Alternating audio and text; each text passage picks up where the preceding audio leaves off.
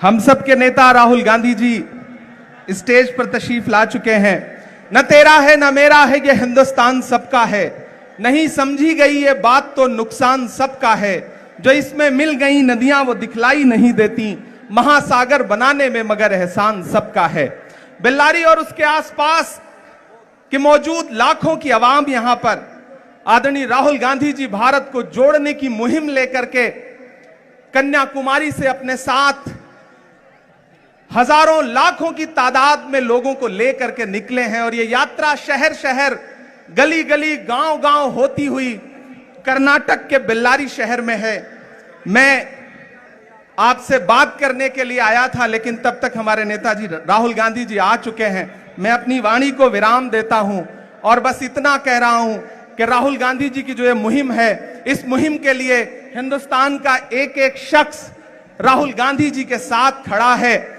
और कर्नाटक की आवाम, मैं आपसे ये कहना चाहता हूं कि भारतीय जनता पार्टी की सरकार ने, चाहे वो यहां हो या दिल्ली में बैठी हो, पिछले कुछ सालों में इस देश को महंगाई और नफरत के अलावा कुछ भी नहीं दिया है।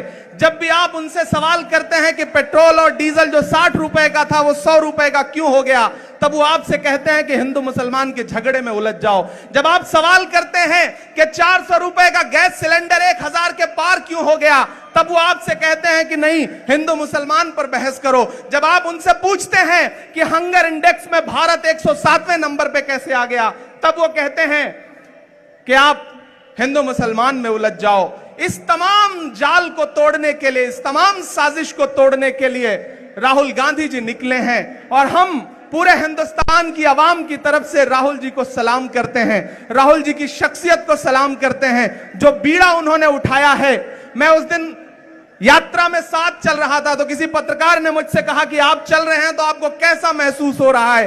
तो मैंने एक ही बात कही कि मैं महात्मा गांधी के दौर में पैदा हुआ होता तो शायद मैं उनके साथ चल रहा होता, लेकिन मैं इस दौर के गांधी के साथ पैदा हुआ हूं, तो मैं अपने दौर के गांधी के साथ चल रहा हूं। और मुझे ऐसा लग रहा है कि मैं एक ऐसी मुहिम में चल रहा हूं कि आने वाली नस्लें जब पूछेंगी कि जब मुल्क में नफरतों की आग लगी थी, महंगाई आसमान को छू रही थी, दिल्ली की गद्दी पर बैठा हुआ हाकिम बात करने को तैयार नहीं था, ऐसे में आप क्या कर रहे थे, तब मैं फख्र से कह सकूंगा, गर्व से कह सकूंगा कि मैं अपने नेता राहुल गांधी जी के कदम से कदम मिला करके कन्याकुमारी से कश्मीर तक अपने पांव के छालों की परवाह किए बिना जा रहा था और भारत को जोड़ने की कोशिश कर रहा था। मैं एक बार फिर से राहुल जी को सलाम करता हूं और मैं जानता हूं कि चाहे बारिश हो या आंधी, नहीं रुकेगा राहुल गांधी। राहुल जी आगे जाएंगे और हम सब उनके साथ खड़े हैं। और कर्नाटक से लेकर के दिल्ली तक ये जो नफरत वाली हुकूमतें हैं, इन्हें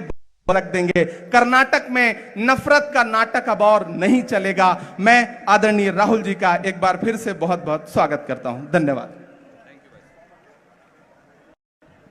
नमस्कार साथियों।